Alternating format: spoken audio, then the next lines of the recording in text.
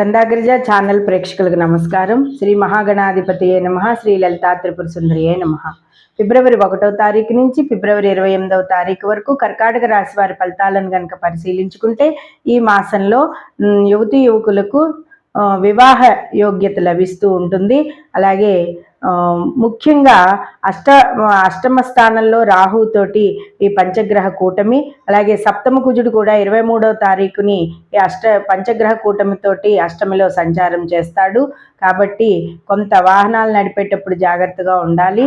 ఎవరితో మాట్లాడుతున్నా కూడా జాగ్రత్తగా మాట పొదుపు అదుపు ఉండడం అనేది చాలా మంచిది. ఇక శనిచంద్రుల కలయిక కూడా ఉంటుంది. ఏ పని చేస్తున్నా కూడా ఏదో తెలియని ఒక ఇందులో ఈ పని అవుతుందా అవదా ఇలాంటివన్నీ కూడా మీరు చూస్తూ ఉంటారు. అనేక సమస్యలు తలెత్తుతూ ఉంటాయి. అనుకోని విధంగా 50 ఏళ్ళు పైబడిన వాళ్ళు, కుజమహాదశ జరుగుతున్న వాళ్ళు ఎవరికైనా ఉంటే కనుక అనేక సమస్యలు తలెత్తుతూ ఉంటాయి. ఆ తలెత్తినప్పుడు మీరు ధైర్యంగా ముందడుగు వెయ్యండి. కంగారు పడాల్సిన అవసరం అయితే లేదు. ఈ మాసంలో కుటుంబ స్థానంలో కేతువు, ఈ కేతువు వల్ల కూడా కొంత మాట వల్ల మీ మాటను తప్పుబట్టి మీ మాటని ఇది చేసే అవకాశాలు కూడా ఉన్నాయి. కాబట్టి మాట్లాడేటప్పుడు జాగ్రత్తగా మాట్లాడుకోవడం అనేది మంచిది.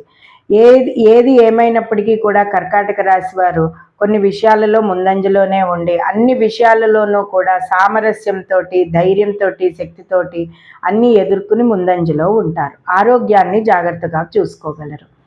కర్కాటక రాశి వారు గోవుని పూజించడం, గోప్రదక్షిణ చేయడం, మన్యుసూక్త పారాయణ, శ్రీ సూక్త పారాయణ చేసుకోవడం, ప్రతినిత్యం కూడా ఈ మాసమంతా శ్రీ సూక్త పారాయణ చేసుకోవడం వలన ఖర్చులు అధికమైన చోట ఖర్చులు అధికం కాకుండా ఉంటాయి. ధనం సమయానికి మీ చేతికి అందుతుంది. ఈ మాసం ఒక్కసారి రుద్రాభిషేకం ఘనంగా చేసుకోవడం, శనికి నూనె పోసుకోవడం, అలాగే కుజరాహువుల చండాల యోగ పరిహారార్థం రాహు కేత కుజుల యొక్క అనుగ్రహం కలగడానికి ఉలవలు, మినువులు, కందులు తడిపి గోవుకి తినిపించి ప్రదక్షిణ చేయడం వలన కూడా మీకు గ్రహదోషాలన్నీ తొలగిపోతాయి.